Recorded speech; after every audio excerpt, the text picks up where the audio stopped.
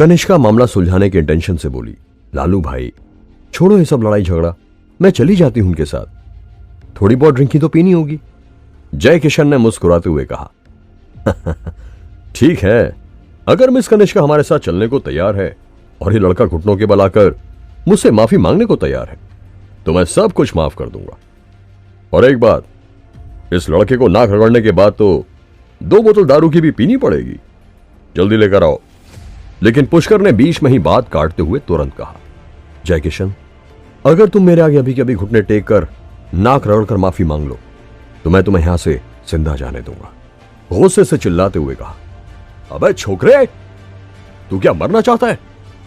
तुझे क्या लगता है कि समंदर के बीचों बीच इस नेवी के शिप में तुझे कोई बचाने आएगा? यहां सबसे बड़ा मैं हूं, मैं। बस बहुत वेट कर लिया मैंने। टीम मेंबर्स, उठाओ साले को और फेंक दो समंदर में। जय किशन ने नेवी ऑफिशियल्स के वहां मौजूद होने के बावजूद भी ऑर्डर दे दिया। तभी ऐसे क्रिटिकल मोमेंट पर एक लड़की की तीखी आवाज आई, कोई नहीं हिलेगा अपनी जगह से। उस आवाज में बहुत खतरनाक गुस्सा था, जिसकी वजह से सब लोगों के कान के पर्दे खुल गए। हर किसी ने पलटकर दरवाजे की ओर देखा। दरवाजे पर एक बहुत ही लंबी और खूबसूरत लड़की गुस्से से आगे बढ़ रही थी। यह लड़की पैंथर स्पेशल फोर्सेस की इंस्ट्रक्टर सोनाली थी। कई लोगों ने तुरंत सैल्यूट किया। एक आदमी बोला, इंस्ट्रक्टर सोनाली? सोनाली को अपनी ओर गुस्से से आते हुए देखकर जय किशन ने तुरंत सैल्यूट करते हुए कहा, इंस्ट्रक्टर सोनाली, आप यहां क्या कर रही हैं? मैं इस घमंडी लड़के को जरा सबक सिखा रहा था। सोनाली के पावरफुल अपीयरेंस से खास तरह का अट्रैक्शन था, जिसकी वजह से आदमी तो खासकर उसके दीवाने रहते थे। सोनाली तेजी से आगे बढ़ते हुए जय किशन के पास गई और एक गहरी आवाज में बोली, क्या यही पुष्कर श्रीवास्तव है? जय किशन ने तुरंत कहा, हाँ इंस्ट्रक्टर सोनाली, यही है वो हरामी। सोनाली ने जय किशन की बात पूरी होने से पहले ही उसे जोरदार थप्पड़ मारा। जय किशन ने कंफ्यूज होते हुए कहा, इंस्ट्रक्टर, आपने मुझे क्यों मारा? मैं डेप्टी कैप्टन जय किशन हूं।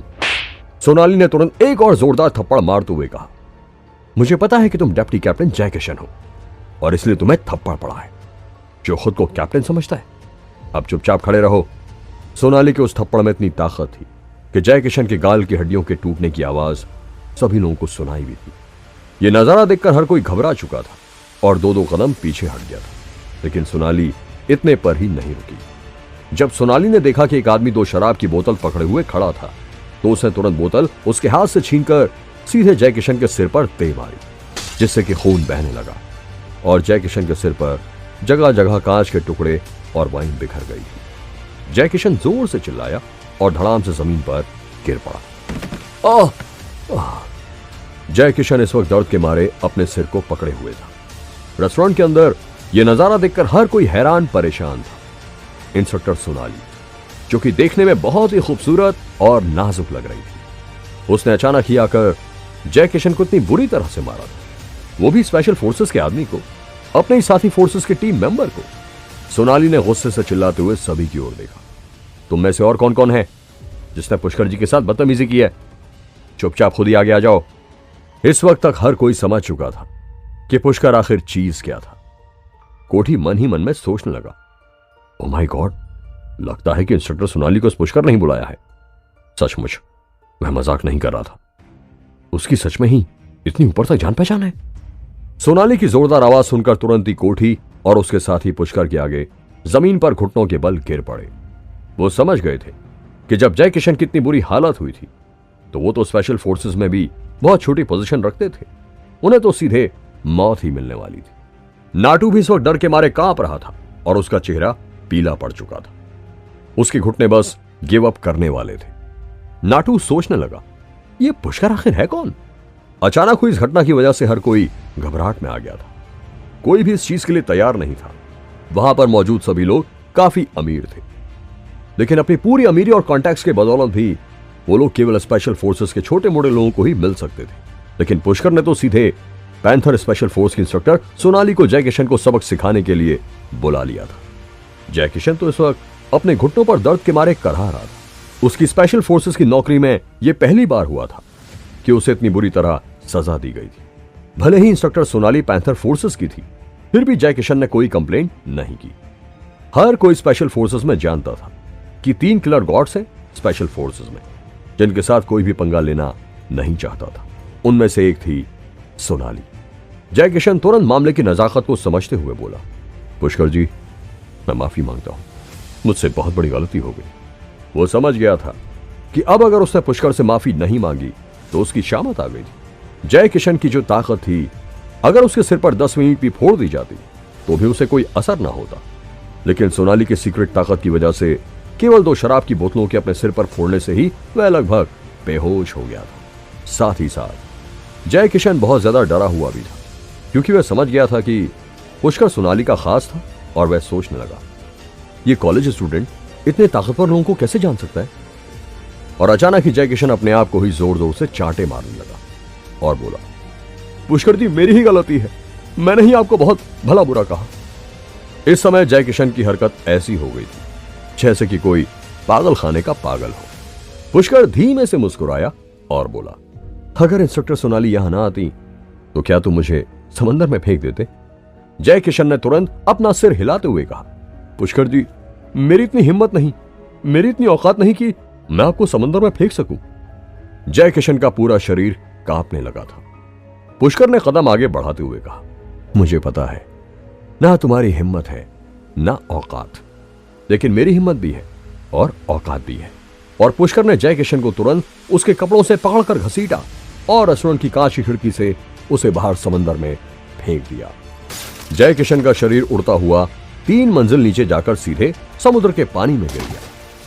यह नजारा देखते ही कई सारे लोग तुरंत भागते हुए खिड़कियों के पास चले गए, और जब उन लोगों ने गौर से देखा तो उन्होंने नोटिस किया कि जय किशन पानी में तैरने के लिए डेस्परेटली स्ट्रगल कर रहा था। वहां मौजूद सभी लोगों की जान गले में अटक गई थी। एक आदमी धीरे से बोला, अरे उसने कैप्टन जय किशन को समुद्र में फेंक दिया।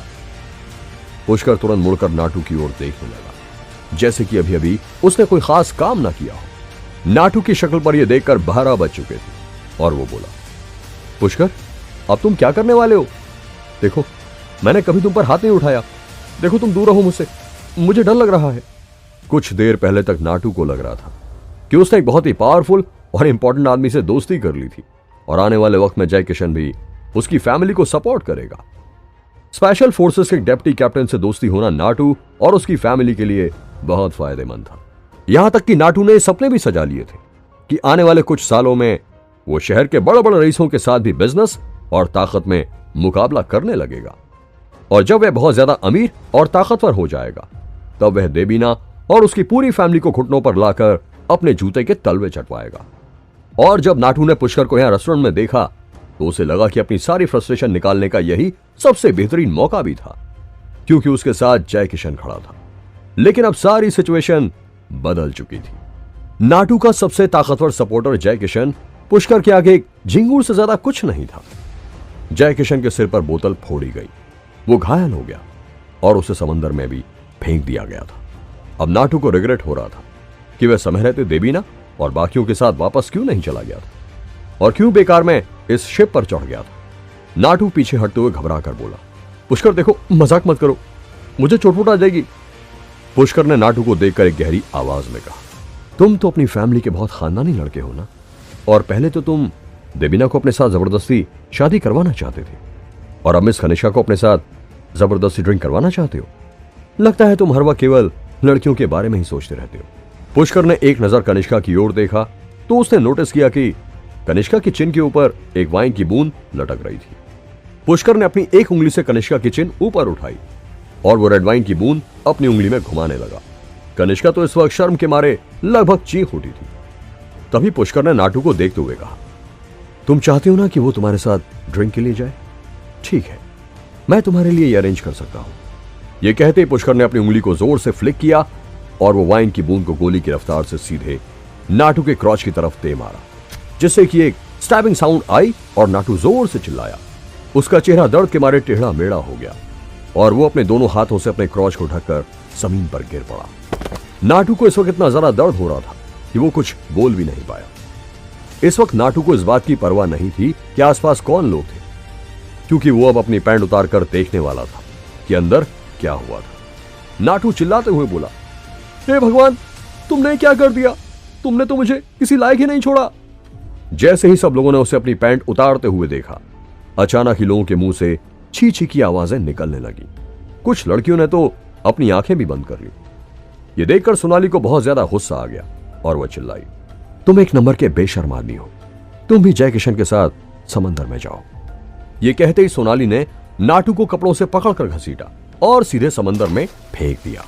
लालू ने भी मौका देखकर जोर से चिल्लाकर कहा, भाई कोठी, क्या तुम लोग भी अपने आप समंदर में जाओगे या इस खूबसूरत लेडी को और कष्ट उठाना पड़ेगा? कोठी और उसके चेले तो हार्ट अटैक से ही मरने वाले थे। अगर उन्हें पता होता कि यह सब होने वाला था तो कभी भी कनिष्का को इनवाइट करने के लिए नहीं आते। कोठी रोते हुए बोला, चलो भाई, हम खुद ही कूद जाते हैं, जल्दी चलो। और वो सभी तुरंत भागकर खिड़की से खुद ही समंदर में कूद गए। पुष्कर ने एक नजर समंदर की ओर देखा और धीमे से बोला, चलने की तैयारी करो। नेवी के सभी ऑफिशियल इस वक्त मजबूर होकर सोनाली को देख रहे थे। पुष्कर की उस बात से सोनाली भी थोड़ी हैरान थी, लेकिन फिर उसने सिर हिलाकर कहा, शिव वापस मुड़ो तुरंत। जय किशन और बाकी के लोग समंदर में इंतजार कर रहे थे कि उन्हें बचाया जाएगा।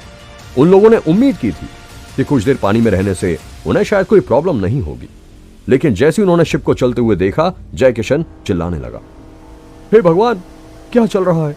यह शिप चलने क्यों लगी? जय किशन चिल्लाया। नाटू चिल्लाया, अरे हेल्प करो, मेरे तो पैरों में क्रैम्प्स पड़ गए हैं, अभी बोट मत चलाओ, हम अभी वापस नहीं आए हैं। नाटू ने मदद के लिए फोन करने की कोशिश की, लेकिन उसका फोन गीला था और कोई प्रतिक्रिया नहीं दे रहा था। जय किशन के सिर से खून बह रहा था। कोठी और बाकी बॉडीगार्ड्स उसे बचाने और जगाने की कोशिश कर रहे थे। नाटू ने अपनी आंखें ऊपर की और देखा कि लालू मुस्कुराहट के साथ उन्हें अलविदा कह रहा है। क्या सचमुच जय किशन और बाकी लोग मारे जाएंगे? क्या अब पुष्कर कनिष्का के साथ जाएगा? जानने के लिए सुनते रहिए ये एक्साइटिंग कहानी सिर्फ पॉकेट एफएम पर।